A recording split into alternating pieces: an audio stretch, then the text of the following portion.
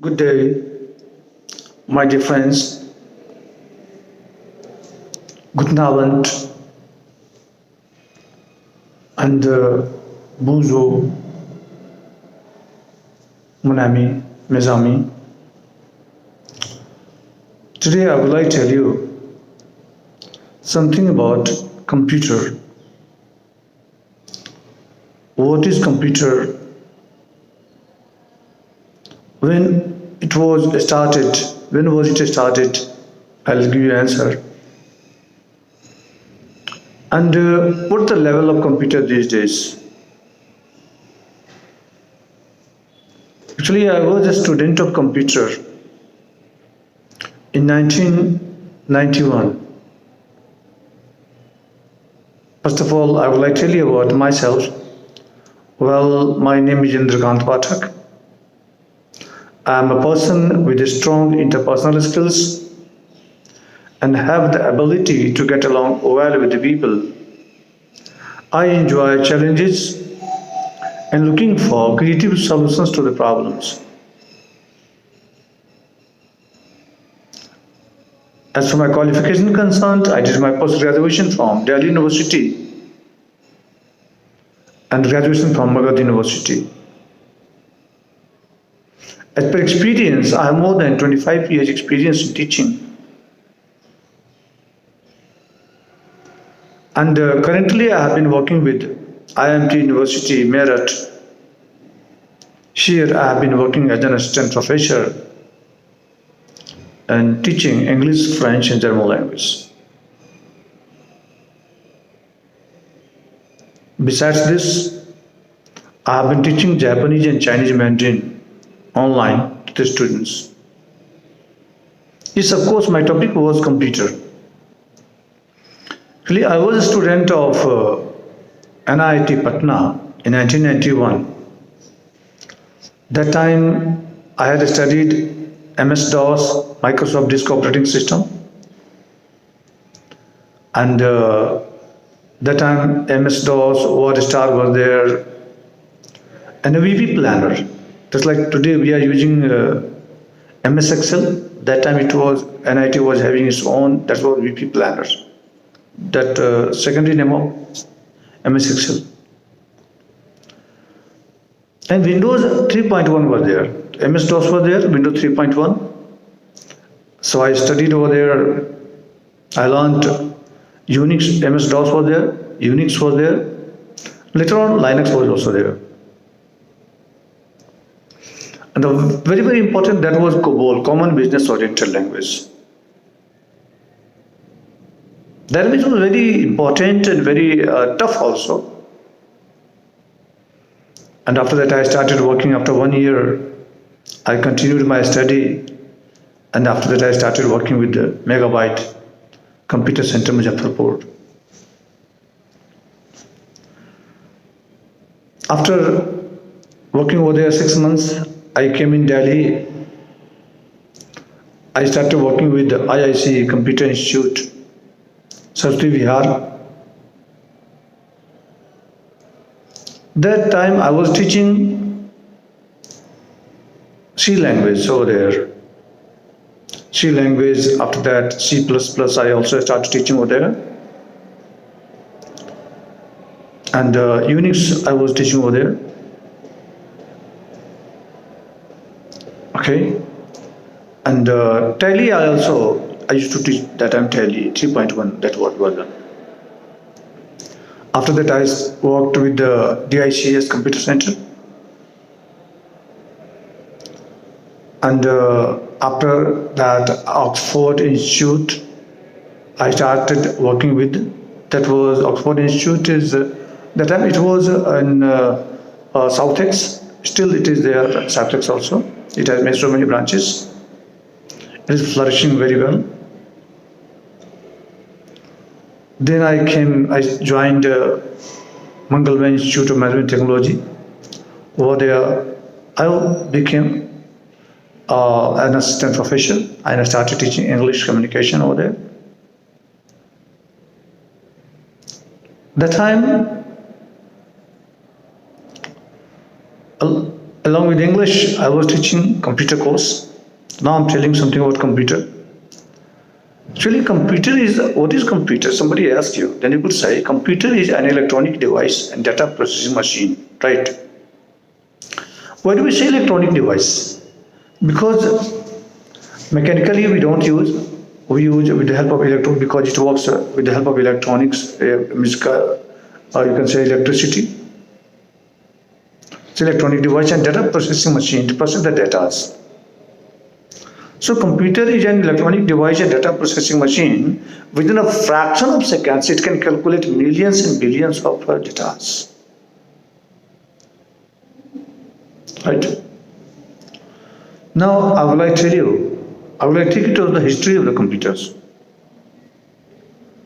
Actually, 5000 BC years ago, when we were not familiar about counting, our forefathers, people that time, they would count with the help of pebbles, concrete, sticks. They didn't know how to count more than 9. They just give one by one in this way, 2, 3, 4, 5, 6, 7, 8, 9. That is very difficult to count. So abacus, you must have heard the name. In China, it's called Sorawan. Abacus was a student. He was 18-year-old. He designed a slate. On that half portion, he started using bits. Means he would move the bits.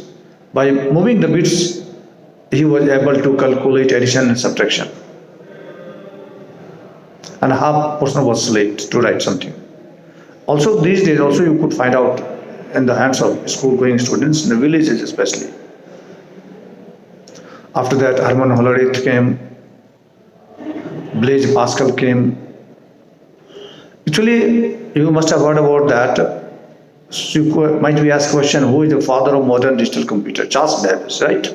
Charles Babbage is called father of modern digital computer because he had given the idea of input, process, output.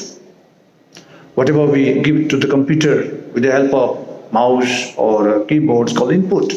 After that, computer starts processing on the given data, and after that, computer gives the output. So input, process, output. This idea was given by Charles Babbage. So in India especially, computer, we have generations of computer.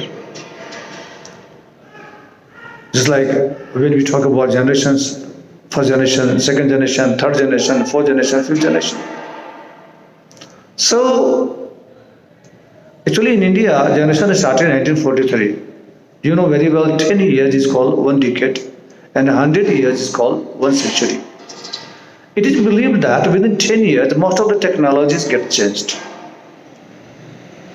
So, one generation was called, 10 years is called one generation.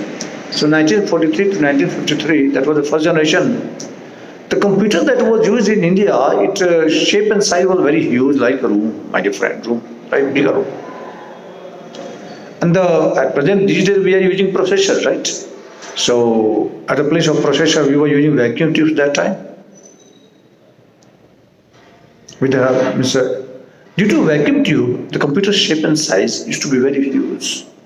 And we had to keep the computer in the AC room because it used to heat very easily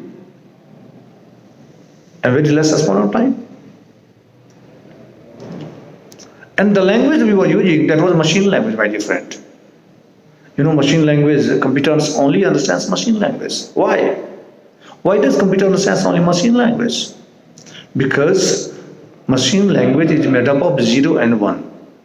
So 0 and 1, that's called binary digit. Right? So computer understands only binary digit. And machine language is the only language which is made up of 0 and 1. That's why computer understands only machine language. But it was very easy for computer. But for us, for human being, it was very difficult to count when we were doing larger calculation at that time. It was very difficult for us to understand. So, after that, second generation computer started, after 1953 to 1954. So in that generation, transistors were invented that time. So we, at the place of vacuum tube, we started using transistors. By using the transistors, computer shape and size became smaller. And the language that time we were using, that was assembly language. Assembly language. You know very well, this was something easier for us. Because in assembly language, means we started using English written language like move x, move 10 to x, where x is called registers. Means we are moving the 10 data to the registers. In this way we started. That was something easier than machine language. But machine language and assembly language both were called low level language, my dear friend. Right? There was a problem with low level language, my dear friend. Problem was what? The programming you were doing on the programming we were doing on the computer, that was hardware dependent. The same program, if you would do on different computer, it would give thousands of errors. So it was not portable. That was hardware dependent. So it was a very big problem for us. So in third generation, we started using high level language. And in third generation, we started using IC, integrated circuit, at the place of transistors, at the place of vacuum tube. And with the help of that one, computer chip size became very smaller, my dear friend, portable. Like mini computer, microcomputer, mainframe computer, we started using like that. Right. And the language we started with high level language. High level language means what? That was written in English language. Like basic, BASIC, beginners, all purpose, symbolic instruction code. After that we started using COBOL, common business oriented language, then Pascal, then Fortran, formula translation. So I told you about basic, COBOL, Pascal, Fortran. C language was also there. That was designed by Ken Thompson, Dennis Ritchie. C++, Bizarre Nest, stuff that it has designed. Then basic COBOL, Pascal, Fortran, C, C++, Java was also designed. Java, that was called the best language because there was no any bugs, etc. They started saying that. And after that, .NET also came in the market. So all these are called a high level language. These languages were written in English language. But you know very well, computer doesn't understand English language. So we had written, the translator program, like compiler, interpreter, and assembler. You know very well, compiler compiles the whole program at the same time, single time, right? The whole program at a single time, and after that it gives the problems. It shows the problems after compiling all this. Interpreter, line by line, it first reads one line, after that you have to correct it. The second line you have to correct it. And assembler was there because assembly level language we were using. So assembler, it converts assembler source program into machine language program, object program. So I told you about high level language, third generation. First generation I told you, second generation I told you. Fourth generation, this VL is a very large scale integration. The language we were using, that was, now I told you high level language, now robotics we started using. Now I would like to tell you about, my dear friend, classification of computers, right? Actually computer was classified on the basis of two factors. On the basis of shape and size, and on the basis of function. On the basis of function, it was divided in three parts, right? First was mini computer. First was analog computer, digital computer, and a hybrid computer. These three categories, I told you, that was based on the functions. But according to shape and size, mini computer, microcomputer, mainframe computer, and supercomputer. Right? In this way, it was divided. It was classified. Now I'm telling you, my dear friend, actually when I was learning that time, so all the computers were connected that time.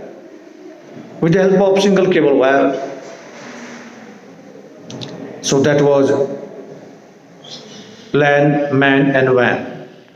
LAN local area network, MAN metropolitan area network, WAN wide area network. So LAN means local area network. Suppose that you have a 25-story building. So all the cable wires could be taken over there. So all the computers could be connected with that. Metropolitan area network, one city to another city could be connected with the help of telephone, right? And what's wide area network?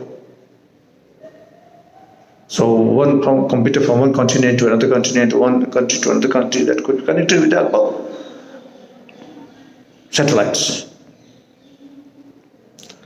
Now one thing I would like to tell you that when we talk about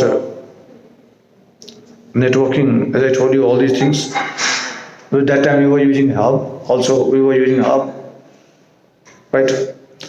So all these things I told you, these days what happens that the whole world is computer connected with the help of computers. The whole world is connected.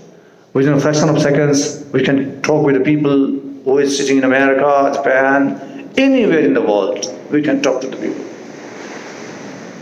This is very, very important for us, my dear friend. Right? The whole world has been revolutionized. Right? So, the thing I told you, now several languages are there, like Python language. Earlier we were having different languages like C and C++, etc. Now Python has come. Now students are using Python. It's very simple, but it is used, right?